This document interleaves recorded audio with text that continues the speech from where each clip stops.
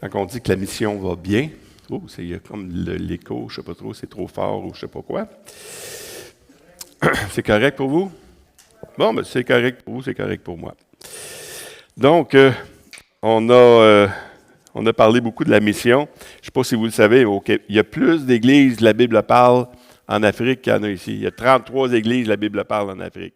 Donc, ça va vraiment bien là-bas, l'implantation d'églises va vraiment bien. Euh, c'est quand même dangereux d'implanter des églises en Afrique parce que il y a les musulmans qui sont là aussi. Et puis si tu vas quelqu'un se convertit au Seigneur, ben il y a des percussions bien plus qu'au Québec quand quelqu'un accepte le Seigneur. Donc, c'est vraiment un travail. On n'a pas parlé, mais à Madagascar également, il a commencé une œuvre là-bas aussi. Donc, c'est vraiment magnifique tout ce qui se passe. Puis c'est encourageant de voir que à partir de nous, au Québec, il n'y avait rien, là. En Haïti, Afrique, il n'y avait rien. À partir de l'Église au Québec, avec les peu de sous qu'on donne, comment le Seigneur fait prospérer ces sous-là pour faire du bien à grandeur de la francophonie. Donc, c'est vraiment le fun.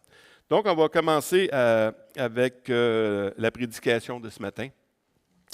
Déjà, elle ne sera pas trop longue, ça va être bien. L'art de la prière. Pourquoi qu'on prie? Pourquoi que j'emmène une série d'études sur l'art de la prière?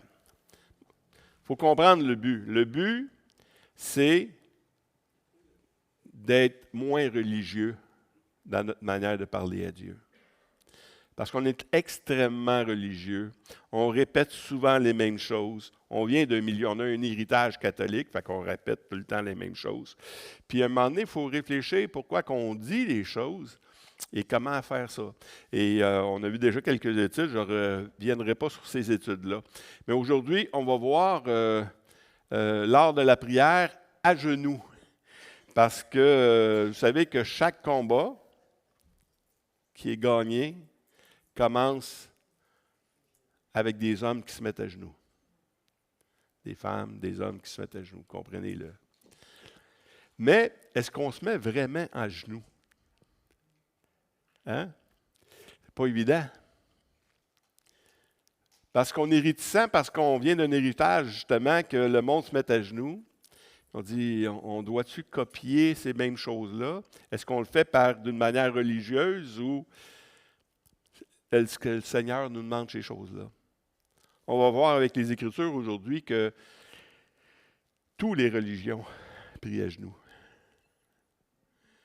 Et puis, certains alarmistes ont dit, ah oui, mais là, c'est parce que l'Église copie les religions païennes. Non, non, non. Il faut voir ce que la parole de Dieu dit. Puis, comment on fait pour savoir si ce qu'on fait, c'est vraiment de Dieu ou c'est pas de Dieu? C'est les Écritures. Il faut toujours revenir aux Écritures pour voir si ce qu'on nous enseigne, c'est vrai. Et puis, on va voir quelques passages aujourd'hui. Le premier passage, c'est dans Isaïe 45, 23. Isaïe 45, 23. Je le jure par moi-même, la vérité sort de ma bouche et ma parole ne sera point révoquée. Tout genou fléchira devant moi, toute langue jurera par moi. Le Seigneur Dieu nous dit que tout genou. Est-ce que ça va être seulement au ciel? Non. Tout genou fléchira devant moi, toute langue. L'autre passage après, dans Philippiens, on le trouve dans le Nouveau Testament également. Il s'était humilié lui-même, se rendant obéissant jusqu'à la mort, même jusqu'à la mort de la croix. C'est pourquoi aussi Dieu l'a souverainement élevé. Il lui a donné un nom qui est au-dessus de tout nom, afin qu'au nom de Jésus, tout genou fléchisse dans les cieux, sur la terre et sous la terre, et que toute langue confesse que Jésus-Christ est le Seigneur à la gloire de Dieu le Père. Donc, on voit que c'est ce qu'on est appelé à faire, de prier à genoux. J'écoutais des prédications, puis il disait, ce que tu n'es pas capable d'avoir debout, tu vas l'obtenir à genoux. Non, c'est pas ça que je dis, là. J'ai entendu une prédication qui parlait de ça, qui disait que si tu n'as pas obtenu la réponse à ta prière debout, à genoux, c'est pas ça.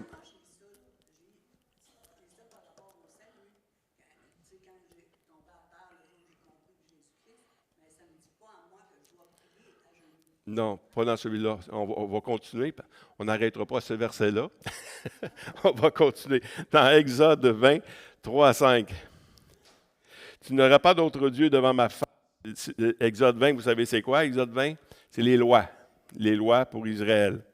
Tu n'auras pas d'autre Dieu devant ma face, tu ne feras point d'image taillée, ni de représentation quelconque des choses qui sont en haut, dans le ciel, et qui sont en bas sur la terre, et qui sont dans les eaux, plus bas que la terre. Tu ne te prosterneras point devant elles, et tu ne les serviras point, car moi, l'Éternel, ton Dieu, je suis un Dieu jaloux, qui punit l'iniquité des pères sur les enfants jusqu'à la 3e et la 4e génération de ceux qui m'haïssent. Donc, on voit ici que le commandement, ce n'est pas de se mettre à genoux devant Dieu. Le commandement, c'est de ne pas te prosterner devant des idoles. Parce que quand tu te prosternes devant des idoles, tu es en train d'adorer ces idoles-là. Comprenez? Et puis, d'autres passages qui disent un peu la même affaire.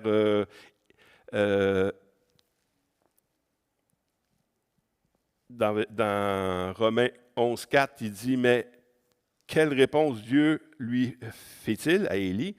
Je me suis réservé 7000 hommes qui n'ont pas fléchi le genou devant qui? Devant Baal. » Donc, encore une fois, dans 2 Rois 5, 18 à 19, « Voici toutefois ce que je prie l'Éternel de pardonner ton serviteur quand mon maître entre dans la maison de Rimon pour se prosterner et qu'il s'appuie sur ma main. Je me prosterne aussi dans la maison de Rimon. Veille, l'Éternel, pardonner ton serviteur lorsque je me prosternerai dans la maison de Rimon. » Élisée lui dit, « Va en paix. » Lorsque Naaman eut quitté Élisée et qu'il fut à une certaine distance, ça, c'est pas grave.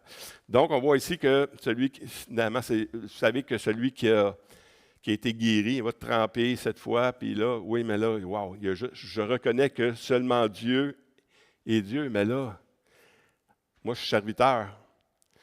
Puis quand mon maître s'en va dans la maison, je me prosterne. Est-ce que je suis en train de pécher? Bien, dans ce passage-là, il dit non, t'as pas. C'est dans le cœur que les choses se passent, et ainsi de suite. Dans 2 Rois 5, 18 à 19, « Voici toutefois que je prie l'Éternel de pardonner. » Non, on l'a vu ça, excusez. Dans Apocalypse 19, 10 et 22, 8 et 9, c'est la même chose, mais on va juste voir 19, 10. Dans l'Apocalypse, on voit plusieurs fois que des gens tombent à genoux. « Et je tombais à ses pieds, au pied de qui? Au pied de l'ange, pour l'adorer. » Oh. Mais il me dit, « Garde-le de le faire. Je suis ton compagnon de service et celui de tes frères qui ont le témoignage de Jésus. Adore Dieu, car le témoignage de Jésus est l'esprit de la prophétie. » Donc, on voit même que les anges de Dieu, non, ne viens pas t'agenouiller devant moi, là. Adore Dieu. Parce que se prosterner, s'agenouiller, c'est toujours des exemples d'adoration, des choses de même. Donc, on va voir 3 positions, trois pourquoi les gens s'agenouillent.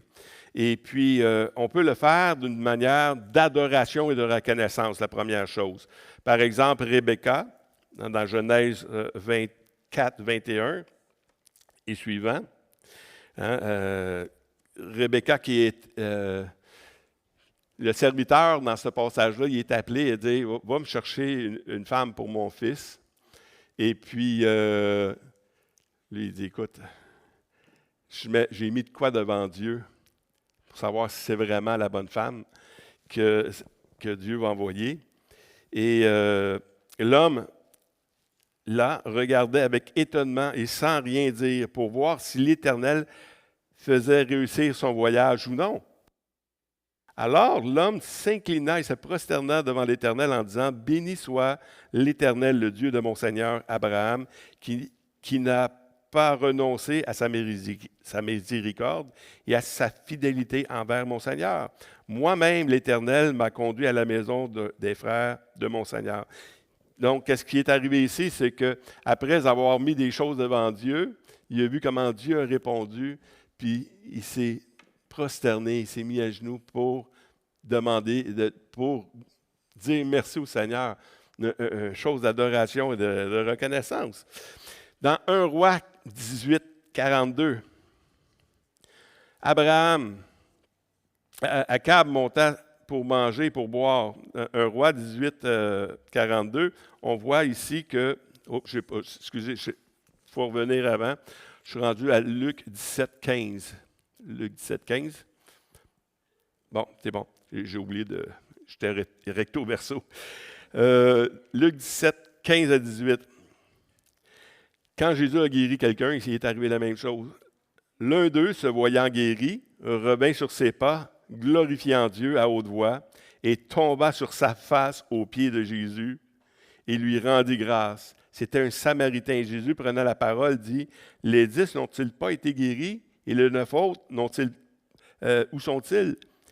Ne s'est-il trouvé que cet étranger pour revenir donner gloire à Dieu? » Fait qu'on voit aussi que, encore une fois, c'est un acte de reconnaissance, c'est un acte d'adoration. Et puis ici, Jésus a dit, non, mets-toi pas devant moi comme ça, je suis ton frère. Jésus, c'est Dieu. On le voit. Dans 2 Chroniques 7, 2 à 3, les sacrificateurs ne pouvaient entrer dans la maison de l'Éternel car la gloire de l'Éternel remplissait la maison de l'Éternel. Tous les enfants d'Israël vinrent descendre le feu et la gloire de l'Éternel sur la maison. Ils s'inclinèrent le visage contre terre sur le pavé, se prosternèrent et louèrent l'Éternel en disant « Car il est bon, car sa miséricorde durera toujours. » Donc, on voit ici encore une fois que se prosterner, se mettre à genoux devant Dieu, c'est un acte d'adoration. Et le dernier, 1 Corinthiens 14, 24, 25.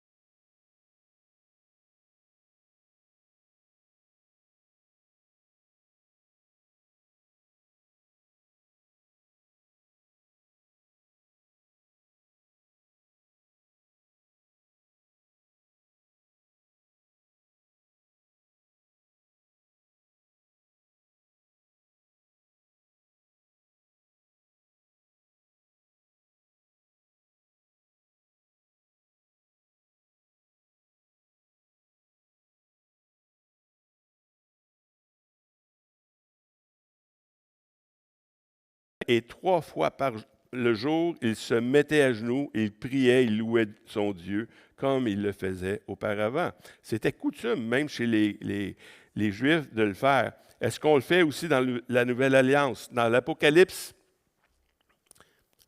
9, Apocalypse, Acte 9, excusez, il avait à Joppé parmi les disciples une femme nommée Tabitha, ce qui signifie Dorcas. Elle faisait beaucoup de monde et de bonnes œuvres et de monde. Elle tomba malade en ce temps-là et mourut. Un petit peu plus loin, il mourut. Après l'avoir lavée, il la déposa dans la chambre haute. Plus tard, Pierre, il fit sortir tout le monde. Elle est morte, là. Elle n'est pas juste malade. Il fit sortir tout le monde. Se mit à genoux. Il pria. Se tournant vers le corps, elle dit, Tabitha, lève-toi. Elle ouvrit les yeux. Ayant vu Pierre, elle s'assit. Elle a été ressuscitée. Pourquoi, Pierre? Est-ce qu'on est obligé de prier tout le temps à genoux? Non, sûrement pas. Mais quand tu veux savoir, si tu veux trouver la face de Dieu dans ton problème,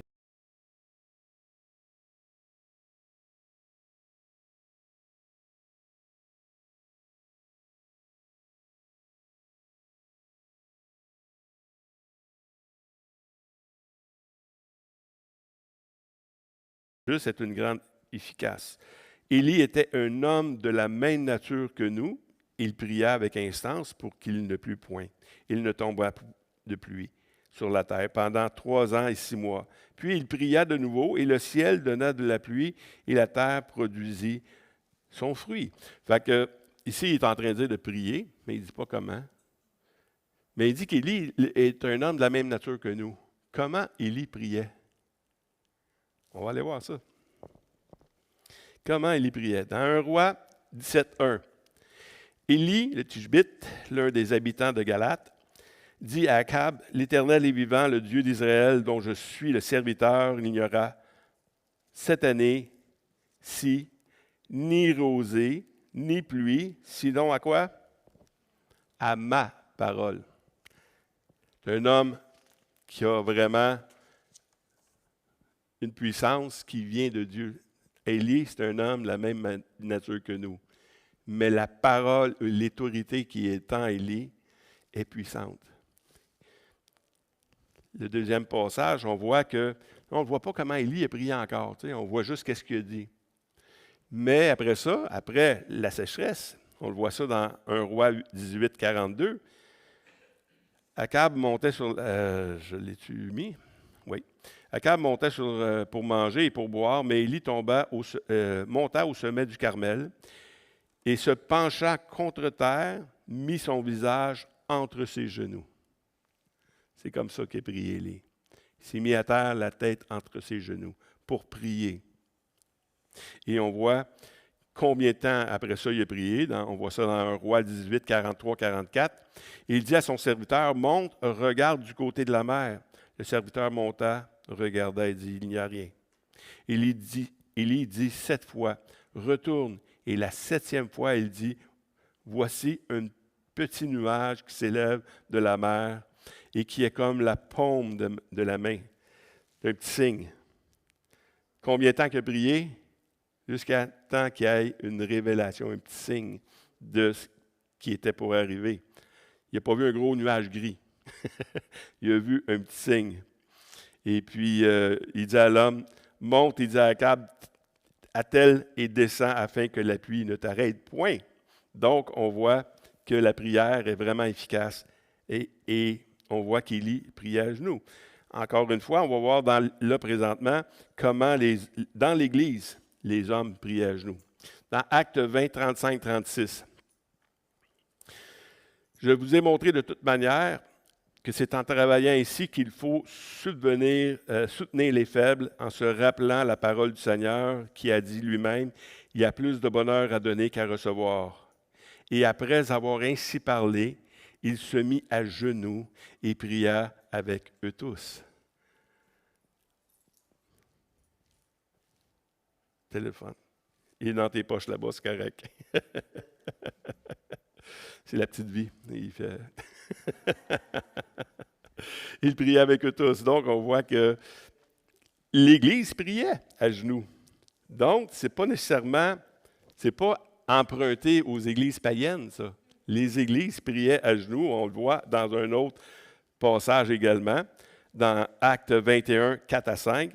Nous nous trouvâmes les disciples et nous restâmes là 7 jours. Les disciples, poussés par l'Esprit, disaient à Paul de ne pas monter à Jérusalem, mais lorsque nous fûmes au terme des 7 jours, nous nous acheminâmes pour partir.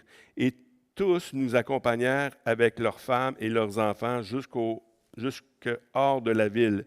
Nous nous mîmes à genoux sur le rivage et nous priâmes.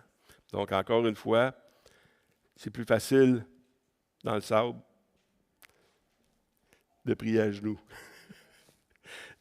Il y a quelqu'un qui disait, là, ouais, mais je veux bien prier à genoux, là, mais il va falloir que je fasse une prière de plus pour que je sois capable de me relever.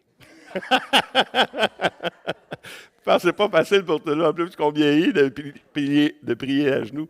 Donc, on voit qu'il y a le prier à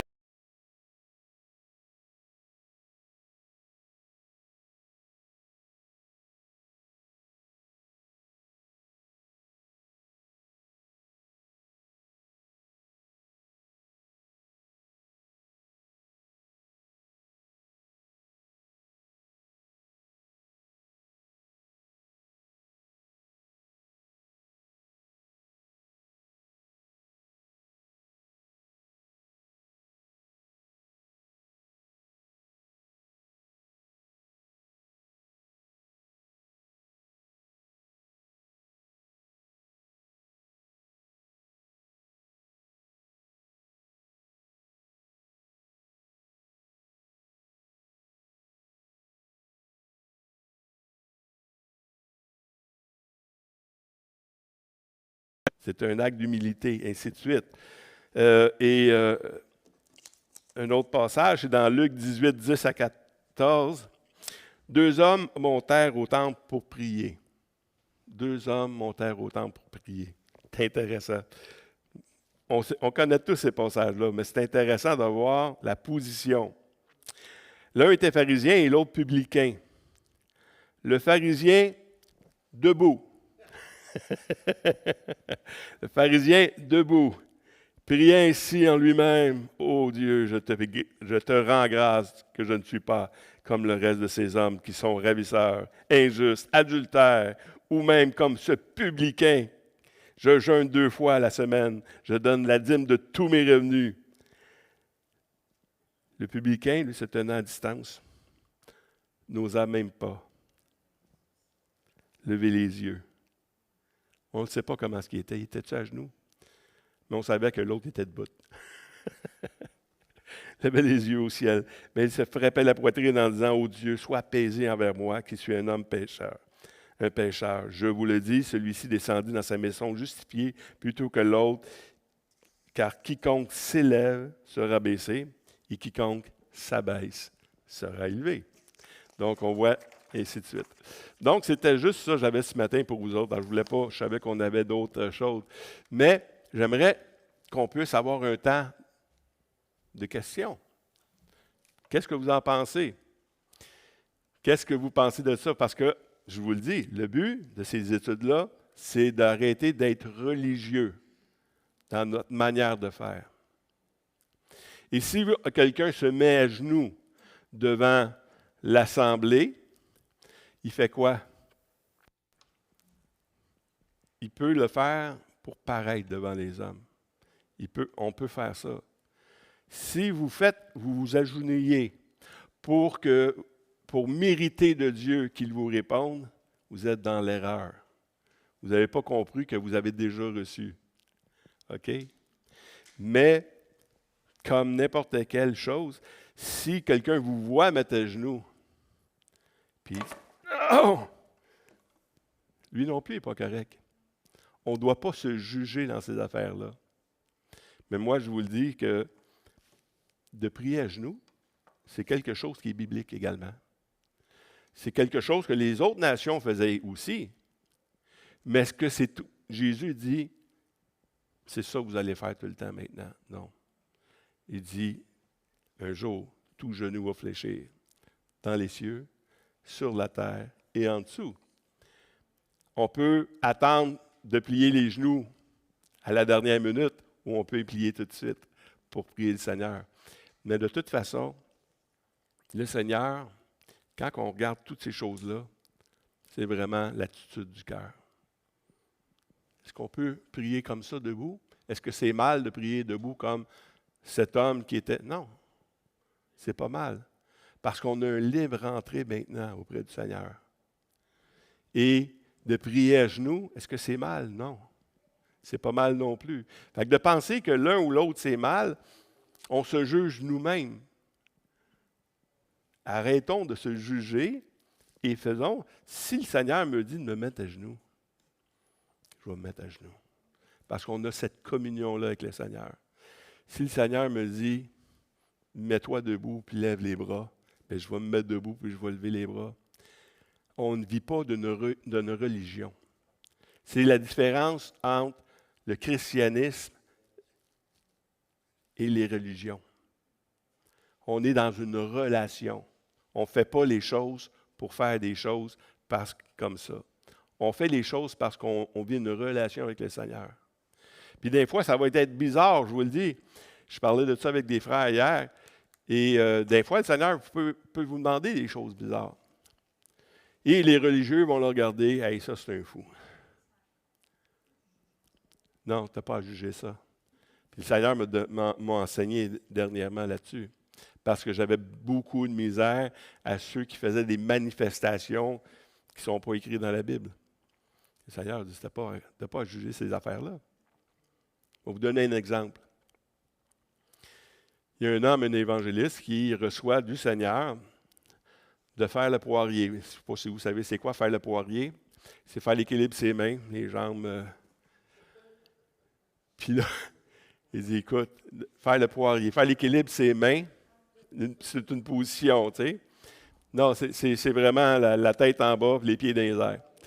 Et puis, là, il a combattu un peu cette... ça vient-tu de moi ou ça vient de Dieu? Si ça vient de moi ou ça vient de l'ennemi aussi, ça se peut que j'aille l'air fou. Fait que tu demandes une confirmation au Seigneur, puis il te répète, oui, fais-le. Puis il décide d'obéir. Il le fait. Après l'avoir fait, il y a quelqu'un qui vient le voir en larmes, puis tout ça. Un athée. Il dit, moi, je vais croire, quand il y a un homme, je vais faire le poirier devant moi. Il a dit, moi, je vais croire quand je vais voir quelqu'un faire le poirier devant moi. Lui, il l'a fait. Nous autres, on ne voit pas, puis on juge l'action des autres. Mais marchons avec le Seigneur et apprenons à marcher avec lui. Ça se peut que le Seigneur nous demande de faire des niaiseries. Alors, regardez dans l'Ancienne Alliance, les prophètes, couche-toi de tel côté pendant je ne sais pas combien de temps, fais ci, fais ça. Marie, une prostituée. Écoute, non. Il va falloir, Seigneur, tu me convainques de marier une prostituée. Dieu demande des choses, mais il faut briser cet esprit religieux qu'on a en dedans et de penser pourquoi je me mets à genoux ou pourquoi je ne me mets pas à genoux. Pourquoi je fais telle prière et je ne fais plus telle sorte de prière? Pourquoi j'appelle Dieu de telle manière et je ne l'appelle plus de telle manière? On est tellement religieux, puis il faut briser ça. Et c'est pour ça qu'on fait ces études-là. Fait qu'on a toute une liberté en Christ. Pour ce qui est de la prière, c'est que pour quelconque croyant aujourd'hui, si, à moins qu'il ignore beaucoup de choses, là, mais juste de commencer à prier, c'est une prédisposition, c'est déjà de reconnaître la suprématie de Dieu sur sa vie. Exact. Alors, c'est une position d'humilité, c'est un acte d'humilité. C'est premièrement dire, moi, je m'adresse au très haut, au tout-puissant, le maître de l'univers. Si tu comprends ces choses-là, puis tu vas dans la prière, automatiquement, si tu es à genoux, tu es courbé devant lui, tu es juste à terre. C'est un acte d'adoration. C'est tout ce qu'on a vu là, sans t'avoir mis à genoux. Oui, mais tu peux te mettre à genoux. Mais tu peux te mettre à genoux, qui est une position. C'est ça. Tu sais, on chante des chants des fois, là, tu sais. On chante des fois, « J'élève les mains ». Est-ce que beaucoup de monde lève les mains? On vient de le dire. Mais on le sait qu'on lève les mains. Nous le savons qu'on lève les mains, tu sais. On le chante, mais dans notre cœur, on lève les mains. Quand je danse de joie. Si quelqu'un se met à danser, on peut le juger? Mais non, on vient de chanter. On danse de joie devant le Seigneur. On fait toutes ces choses-là. Mais il faut briser absolument ce côté religieux dans nos vies pour arrêter de se juger soi-même et de juger l'autre à côté, d'accepter comment qu'on est. D'autres questions? Lucie? Oui. Non.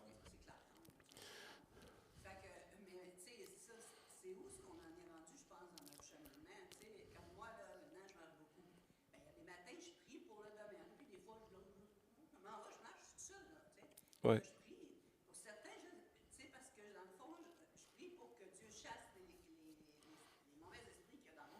Oui.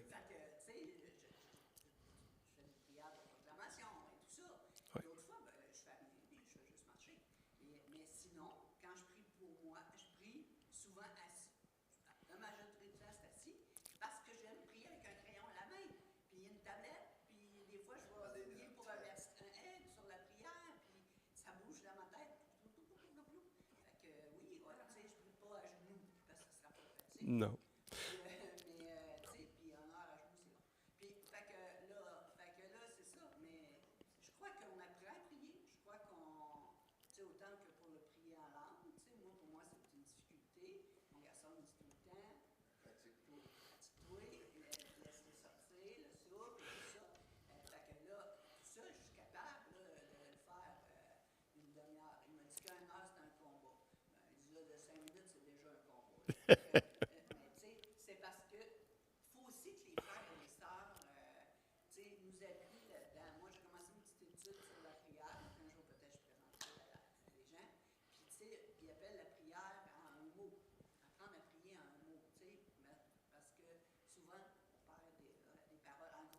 Oui.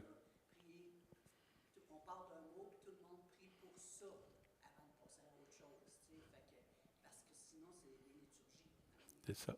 Parce qu'il faut revenir aussi aux premières études. La prière, c'est quoi? La prière, c'est notre relation avec Dieu. Quand il dit prier sans cesse, pas toujours en train d'adresser de. Tu sais, tu n'es pas toujours en train de prier. C'est comme votre relation. Si vous avez passé la journée ensemble, est-ce que vous êtes tout le temps en train de vous parler? Non. Tu peux passer un très long d'heures sans te parler, mais tu es en relation pareil. Tu es là à côté.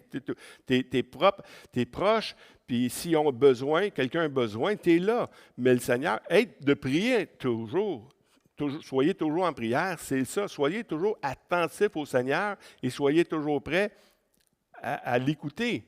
C'est pas toujours hey, je suis en train de lire ma Bible. J'ai prié pendant 3 heures, j'ai lu ma Bible, j'ai fait. C'est pas ça, prier toujours. C'est épuisant, ça. Attendez, c'est pareil comme si, pour manger là, chez vous, il fallait que ton enfant te supplie pendant un certain temps pour que ta mère te donne à manger. Ce serait épuisant? Non. C'est dans notre relation avec quelque chose.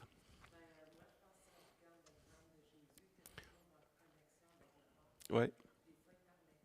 Non.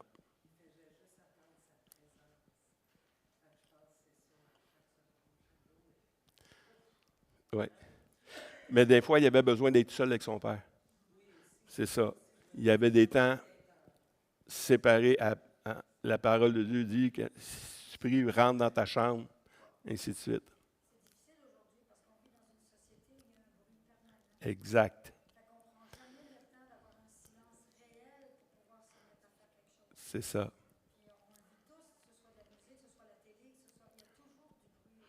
C'est ça.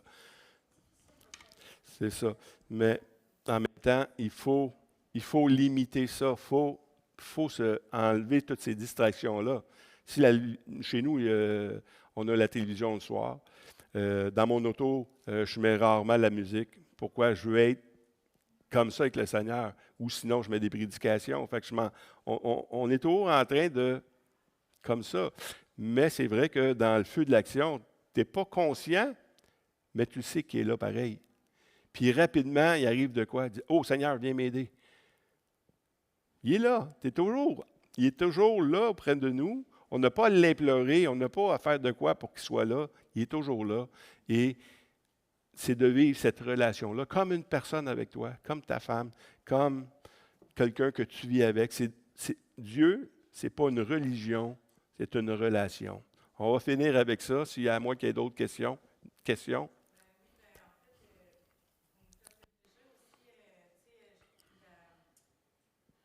Ça me fait penser, il y a un chant de Stéphane Curie que j'aime beaucoup, qu'on chante souvent, c'est, tu sais, je te loue avec mon cœur, avec ma voix, puis ça dit, s'il me manque la voix, je te loue avec mes mains.